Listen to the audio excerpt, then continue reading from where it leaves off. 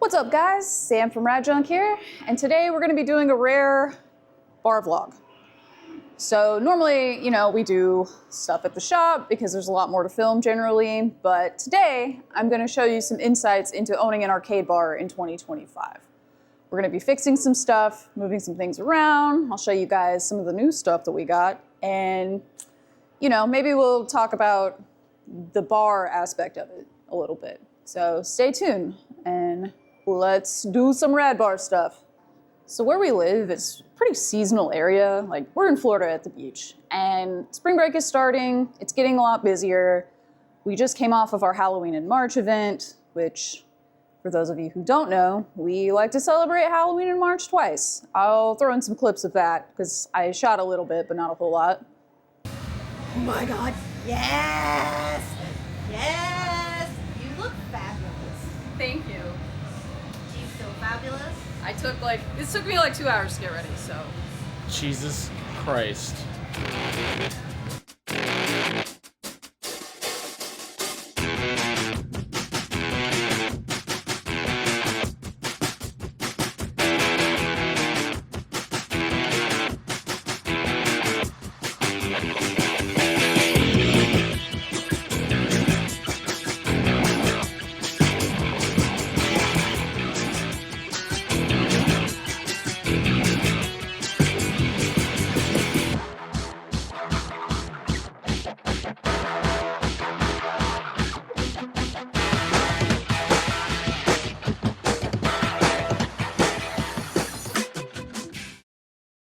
Anyway, people come to play games in, stuff breaks, and there's nothing you can do about it. That's just the nature of owning an arcade. So we've got some broken stuff that some of it's gonna go to the warehouse and some of it we're gonna just work on and fix.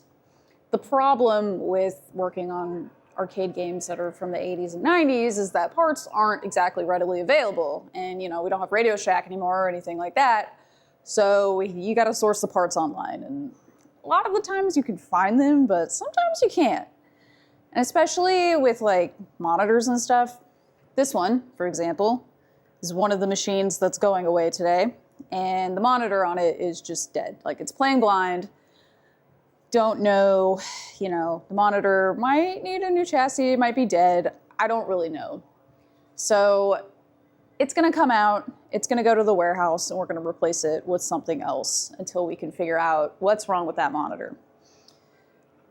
In the year of 2025, they don't make these CRTs anymore, so we try to use as much original hardware as possible, but it is often hard to find replacements if it is totally dead, and they get really, really expensive. So we're gonna do our best, and by we, I mean Joe, because he's a lot better at this kind of stuff than I am. He's gonna try and diagnose that monitor and see if we can get it fixed. We've got this Donkey Kong, which, once again, monitor issues. Wow, that's a big common problem here, and it's, of course, the most pain thing to fix. Because man, living your dreams sometimes is kind of a pain in the So I think what we're gonna do is swap the boards from OG Donkey Kong into our Donkey Kong Jr. Or, we might just take the monitor out of this guy and put it in there. And, swap these guys out just to mix it up a little bit. And once we decide what else is going out of here, well, we've got a few, so Guardians of the Galaxy pinball, she's already packed up and ready to go because she got replaced with a Labyrinth. This thing is beautiful. Joe and I picked this up over the weekend. We had played it when they first unveiled it at Pinball Expo, and we've been dreaming about it ever since, and somebody locally had one, so we got it. But, it got a lot of plays this weekend, so now we're making some tweaks, doing some adjustments.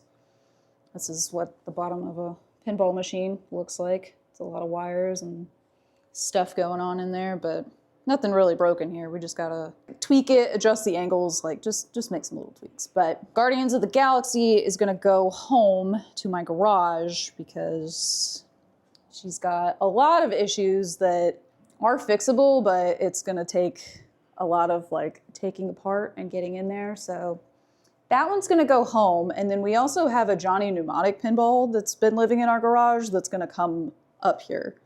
And, you know, it might replace Pulp Fiction for the time being until we can get those targets fixed, but I don't really know yet. Terminator 2 is also on the chopping block because there's something wrong with this light gun. So I don't know. We've been looking for parts for this thing and haven't really been able to acquire them. So Terminator is also going to get replaced.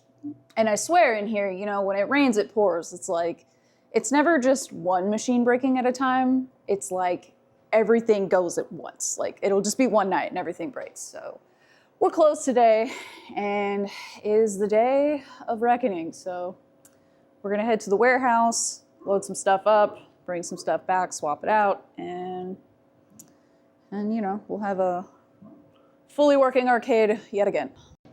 Before we get into, you know, moving arcades around and stuff, I want to talk about the bar aspect a little bit because it is exciting and fun. So here at Rad Bar, we only sell beer and wine because liquor licenses are really hard to get where we're at and they are prohibitively expensive. Beer licenses are not. So we try to mix it up and have a huge variety of different beers and drinks. And today is delivery day. So we got some cool things. We got this blueberry cake donut ale from 903 Brewing. And then, you know, blueberry boyfriend from Prairie. It's like a really good sour. It's one of my favorites that they do seasonally. Let's see what else. We got this banana pudding one too, because 903 just always makes weird stuff, and 9 out of 10, they're really, really good. We also got a coquito. It's like a strong ale. It's, you know, 12%, so that's a strong boy. I haven't gotten a chance to try any of these yet, but, you know, we got Deadhead, Easy Haze. Let's see, Polar Plunge from Schilling. It's like a winter punch, even though it's not winter. We like to just do a lot of weird craft stuff because, like I said, we don't have a liquor license and we probably won't be getting one anytime soon, but you can definitely find something to drink here. You know, we also carry sake too. Like, look at this little juice box. This thing's freaking adorable. We got the juice boxes. We got, you know, the Sumo Man. Comes in a little glass cup. We got some wines, you know, plenty of cider. Got some like little seltzers and mixed stuff too for those who don't like beer. And, you know, we've got some non-alcoholic stuff too, like some fun sodas, and then, you know, just a regular Sprite, Dr. Pepper, classic stuff. But I found clearly Canadian, and I'm really stoked about that. So yeah, let's get to the less fun parts. Been working hard. Oh, you're up. Did you have a good nap? All right, we are back at the bar. It's the next day. Last night, we ended up going to the warehouse to try and pick some working games. We got Dungeons and Dragons out of there. She's good. Tower of Doom. Tower of Doom, specifically. Yes, you're right. There's several. This is the best one. Yes, good old CPS2 game. So she works. The only thing, you know, we had to open it up and do some adjusting because it's been in the warehouse. I didn't film this bit because it was a struggle trying to get this thing into the truck because I have noodles for arms and Joe has a broken hand. So usually he does the heavy lifting and I'm not very much good for that. So we're, you know, just doing some adjusting, making sure that it's good to go. And we are going to put this in the place of this Neo Geo. All right, she is up and running in the lineup, ready to go. I say that, almost ready to go. There's a little bit of love, like functionally, totally great. Everything works, but you know, the light is not turning on, which I think we might have jostled something out of place when we were moving it just now. So I need to, you know, take this off and adjust the light bulb. That, you know, or the particle board's kind of swelled. It was like that when we got it. We're gonna have to do something about that. You know, there's a little bit more wear on the particle board. We can fix that later. Needs to be cleaned because it's been in storage and somebody else's storage and then straight into our storage. So, you know, we need to take apart this control panel and give it a good clean. And then also the ball is missing off of this, but that's an easy fix that we're gonna do right now. But yeah, you know, she's almost ready to play and will be by the time we open at 6 o'clock today. So I'm gonna sit and work on that. And then we've also gotta get this Neo Geo out of here. So what we're gonna do first, before we take this thing to the warehouse or wherever it's going, we got to take the cartridges out because we have a couple more Neo Geo cabinets. So like this one over here, it says Metal Slug, but we've got Bust-A-Move in it right now. So if you don't know about Neo Geo, the fun thing about it is that, you know, it's actual arcade hardware, but you can put cartridges in it. So in order to change the games, it's literally just a big cartridge. So I'll show you that in just a second. But it's really easy to swap out the games. So that's why I don't feel so bad getting rid of this cabinet, just because we have, you know, we've got this one over here, and then we also have a candy cab, which is running Windjammers right now, but, you know, it's also Neo Geo hardware. So, you know, we can just pop those cartridges into either of those and be able to swap the games out really easily. So, handy. Thanks, Neo Geo, for making such a great arcade system. Alright, so the easiest way to get into this cabinet is to, well, the parts that I need to get into right now, is just to unlatch the control panel. And then we're going to open that up, pull out the part that has the motherboard and all the stuff on it. So I'll show you that real quick. Basically, you have to reach your hand into the cooling door. There's some latches underneath here, which are not always easy to get to because people see it somewhere here. One.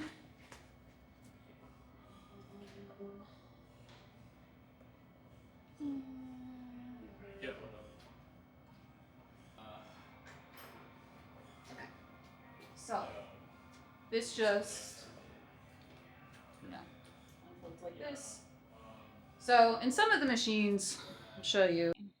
So this part, like, you can pull it out. It's not the case in here, but basically, you know, this is a 2-slot, so you can swap out the games while you're playing it. And the cartridges just plug right into there, and then they work. It's super easy, simple. I mean, you got your harnesses, but yeah, that's it. So we're gonna take those cartridges out. That way we can pop it into another game if we want, and that's it. It's pretty simple in there, honestly. Alright, so, you know, while we're here talking about Neo Geos, I'm going to give you some Neo Geo facts. So, the arcade cabinets are the MVS, and the home cabinets the home consoles are the AES. And, you know, MVS is the OG, and then you got your AES, which is like the home arcade experience, and it's $1 million. You know, I don't have one of those in my current time because I'm like, I've got the arcade cabinets, I don't need one. But, so this one, the one that we're leaving, that still works, this one has a 1-slot board. So, you know, just 1 slot, 1 game. You can change the games out. You know, got King of Fighters here. We could just take out Puzzle Bobble and pop that right in, and it would swap really easily. The other types of Neo Geo cabinets, I mean, I showed you the other one, which is a 2-slot. They also made a 4-slot and a 6-slot, which the 6-slots are notoriously not very reliable. I don't have one, and I've never owned one, but, you know, they made a lot of different configurations on these, so, you know, you could swap between 4 to 6 games at the same time, but all of my ones that are alive right now only have 1 slot, so 1 game at a time. But that's cool because we have a gigantic box of these. You know, it's a lot easier to swap this than swapping out a whole, you know, arcade board in any of these. So it's super handy and legit arcade hardware. So There's your Neo Geo facts for the day, in case you knew nothing about Neo Geo. I'm here to help. All right, so replacing the joystick on these is pretty easy. Like, I'm not an arcade repair person. Joe takes care of most of that. You know, I mostly do console repairs, but this is so simple that even I can do it. And, you know, if you've got an arcade game at home that maybe needs a little bit of love, you can do this too. So basically what we're gonna do, we just need to unscrew these here, and then we're gonna take these connections from these switches here and make sure that they go to the right ones here, and then screw this in, and that's pretty much it. Super easy. Yeah, so we're gonna, you know, just unscrew these. They've got studs in there, so you just get that washer off. And okay, so you're gonna pull this guy off with those bolts. And don't take these off just yet, because it'll make your life a lot easier to just kind of replace them as you take them off. Okay, so we're going to move this out of the way for now.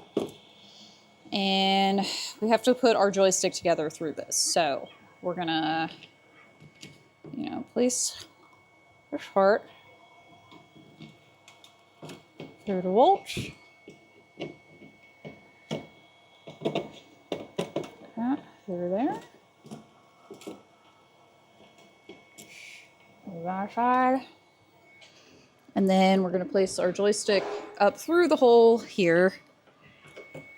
And this is the part where it's totally a pain, because you have to get this little tiny piece into a little tiny slot right here. Okay, so there's a spring inside of here, which you have to push down against the spring and then get this into this tiny little notch here. Which is not super easy to see. I don't really have a good way of filming this. I've got some pliers that I'm just gonna push those in with, because I don't have the finger strength to just push it in. So this part is a pain. But, you know, it has to be done. So we'll just... It's also very easy to lose this little piece, so be careful that you don't lose it. Okay, now that's snapped in place. This is clicky and ready to go. And now we're gonna just shift our wires. So, you know, we're gonna just take these off and put them on as we go. You know, make sure that they're firmly on there. Gentle, taking this off, because it does not want to come off. And then this will just make your life easier with making sure that everything is in the right place. So, you know, just do it as you go. Do whatever you feel in your heart. I'm not a cop, but this, for me, you know, is the easiest.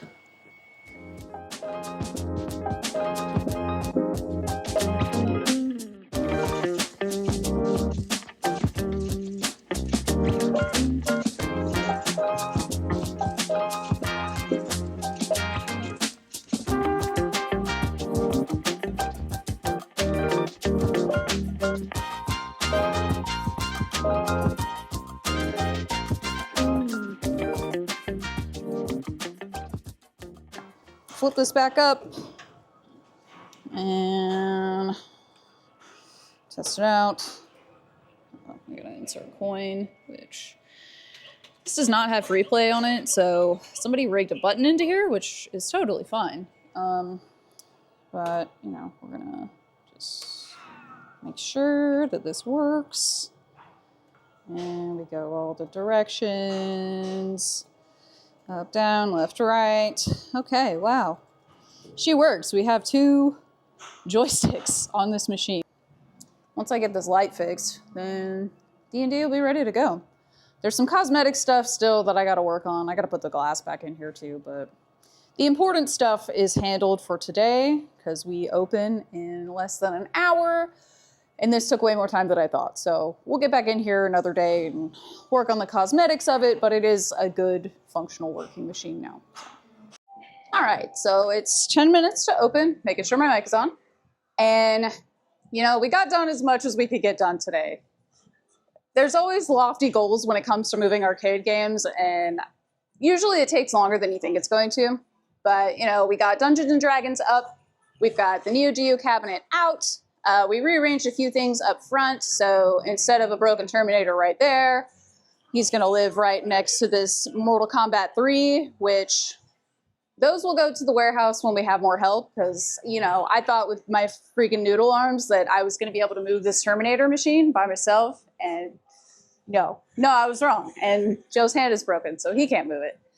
So we're gonna get some strong, manly men to help us move these behemoths out of here in the next couple of days. But you know, we've got our Surge bottle living here next to Avengers now, and you know, new games. Got the Neo Geo out, and then we've got Guardians of the Galaxy in the back of the truck, ready to go home. So, if you guys want to see more arcade content and more arcade videos, smash that like, let me know in the comments, or tell me to stick to video games. See you guys later, and stay rad. Finding CRTs sucks, and working on them sucks.